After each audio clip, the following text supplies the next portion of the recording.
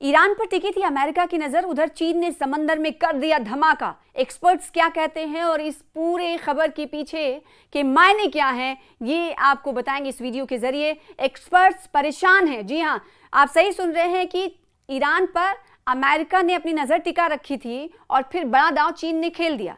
चीन ने समंदर में धमाका कर दिया। एक्सपर्ट्स इसकी वजह से परेशान हैं। पूरी जानकारी इस वीडियो के जरिए आपको देंगे। अमेरिका और ईरान के बीच जब युद्ध चल रहा था तो इसका सबसे बड़ा फायदा चीन ने उठाया। ट्रंप का पूरा ध्यान ईरान पर था, तभी चीन ने सबमरीन से परमाणु हथियार ले जाने में सक्षम मिसाइल का टेस्ट कर लिया। एशिया मीडिया सेंटर की रिपोर्ट के मुताबिक इस परीक्षण को जितना वैश्विक ध्यान मिलना चाहिए था उतना नहीं मिला, क्योंकि वॉशिंगटन पश्चिम एशिया के संकट में उलझा रहा और चाइना मिसाइल लॉन्च हो गया। अमेरिका इन दिनों ईरान के साथ बढ़ते सैन्य टकराव में पूरी तरह उलझा हुआ है। इसी बीच ईरान ने एक ऐसा कदम उठाया जिसने इंडो पैसिफिक इलाके में नई तशवीश पैदा कर दी है।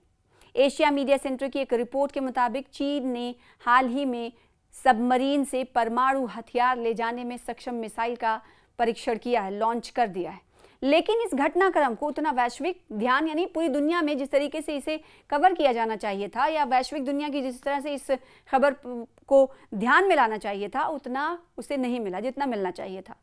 रिपोर्ट में कहा गया कि फरवरी के अंत से अमेरिका का सैन्य और कूटनीतिक फोकस ईरान के साथ संघर्ष पर बना हुआ है।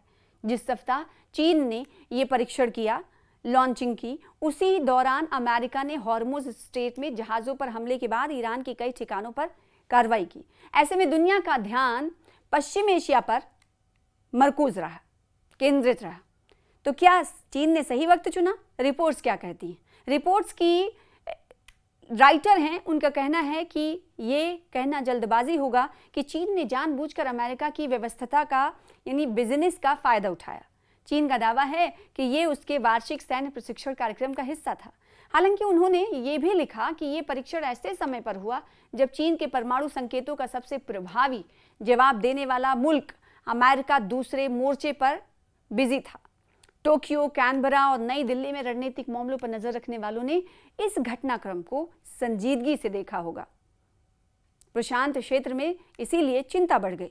रिपोर्ट के मुताबिक दक्षिण प्रशांत परमाणु मुक्त क्षेत्र के भीतर किसी मिसाइल का गिरना न्यूजीलैंड समेत पूरे क्षेत्र के लिए एक चिंता का विषय है। पहले से मौजूद परमाणु अस्थिरता के बीच ये परीक्षण नई रणनीतिक चुनौतियां खड़ी करता है। रिपोर्ट में याद दिलाया गया है कि सितंबर 2024 में चीन ने 44 साल बाद पहली बार अंतरराष्ट्रीय जल क्षेत्र में अंतर महाद्वीपीय बैलिस्टिक मिसाइल यानी ICBM का परीक्षण किया। इसके बाद दिसंबर 2024 में जमीन पर बने साइलों से भी ICBM परीक्षण किए गए।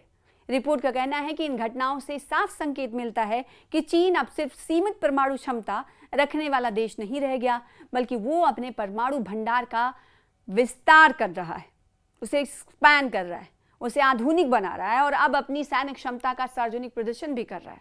पनडुब्बी बेड़े पर भी फोकस है। रिपोर्ट के अनुसार चीन के तेजी से बढ़ते परमाणु पनडुब्बी बेड़े को देखते हुए ये परीक्षण केवल ताकत दिखाने का मामला नहीं लगता, इसे समुद्र में लगातार परमाणु हथियारों से लैस पनडुब्बियों की तैनाती की दिशा में एक रणनीतिक कदम माना जा रहा है। अमेरिका, फ्रांस और ब्रिटेन कई वर्षों से ऐसी समुद्री परमाणु गश्त करते रहे।